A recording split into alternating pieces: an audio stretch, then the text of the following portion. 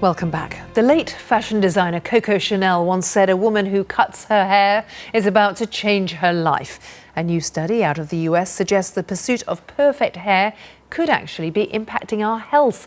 Researchers looked at 18 hair products sold in the US and traditionally used by black women, like hair relaxers, hot oil treatments, anti-frizz or leave-in conditioners. Every product they looked at contained endocrine disrupting chemicals, or EDCs. That means they interfere with the way our bodies produce hormones, and many of those products are actually banned in Europe. And what's of particular concern is how few of those compounds are listed as product ingredients, and that makes it difficult for users to know exactly what they're putting on their hair and scalp. Well, the study is published in the journal Environmental Research. Tola Okogu is a hair care blogger and author. She's with me. Her children's books explore the relationship between girls and their hair.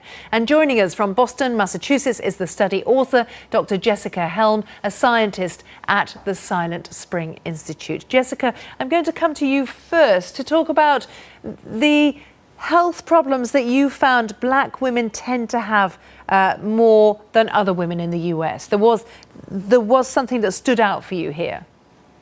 Yeah, thanks for having me. So we know from previously published research that black women have higher rates of uterine fibroids, of infertility, earlier onset of puberty, as well as rising rates of endometrial and breast cancers.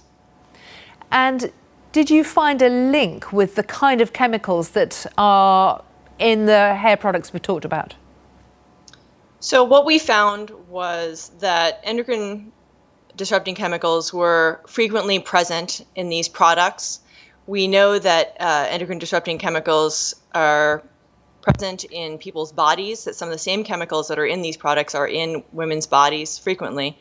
And we know that they have effects at high doses. Our study wasn't set up to specifically answer the question of whether or not these chemicals were directly influencing health, but the fact that these chemicals are frequently found in these products was of concern to us.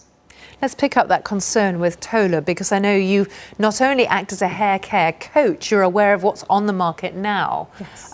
But you've been aware of, over years, the kind of products that have been used by black women to care for or tame, or however you want to put it, your hair. Yeah, with black hair, it naturally requires a lot more products than any other hair type because it's drier and it also requires more lubrication. So black women do tend to use a lot of products in one session, so they'll layer products.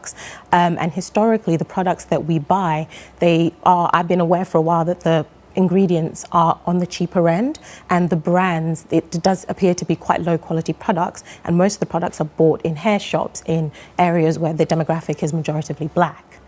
And a lot of products traditionally have come in from the States. Yes, they have. Historically, I mean, I've been using hair products obviously for a long time, and when I was young, my mother used to relax my hair with little relaxer box kits that were directly imported from the US. So historically, most of our products do come from the US. And Jessica, there is another concern, which is often the ingredients aren't fully listed, so it's hard to know what you're dealing with when you buy these products. That's right. Yeah, we actually found that the majority of the chemicals that we detected weren't listed on the ingredient label. We did find that parabens tended to be better labeled, but they were by no means always labeled. Fragrance chemicals tended to be labeled with the word fragrance, but the actual ingredients within those fragrances were not listed on the label. Do you think, Jessica, that black women who use these products that are directed at them as a market should be worried about their health because of this?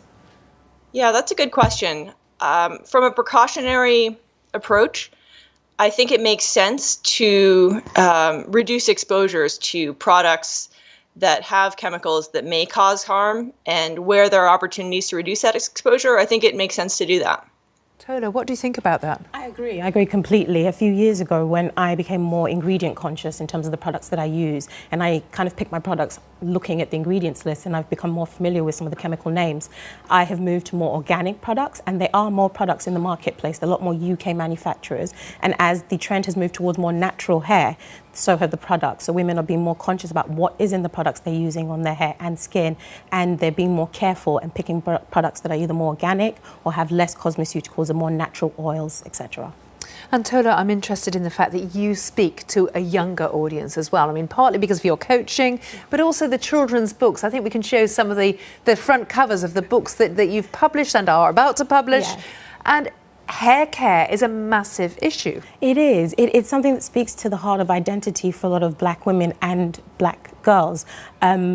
Hair isn't just hair for us. It's the #1 signifier of our race, and it is very much tied into our race and how we view ourselves. And historically, our hair has been something we've kind of felt ashamed of and felt was inferior. So my books kind of are about celebrating black hair, black skin, black beauty, and hopefully helping a new and younger generation that's coming up develop a love for their hair and what is naturally coming out of their heads.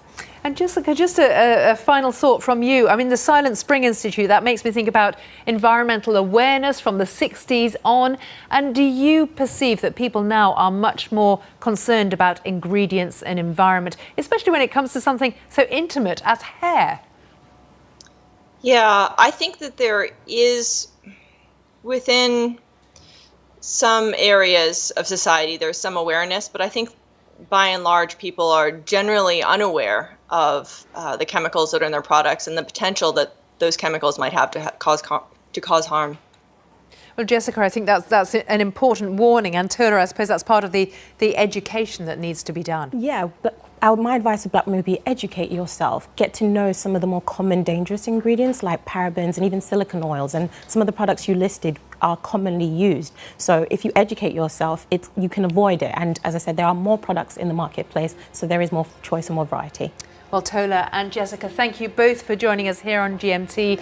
Thank you for joining us, and you can always talk to me on Twitter about any of the stories we've covered in a very busy news hour. I'm at Philippa BBC. Goodbye.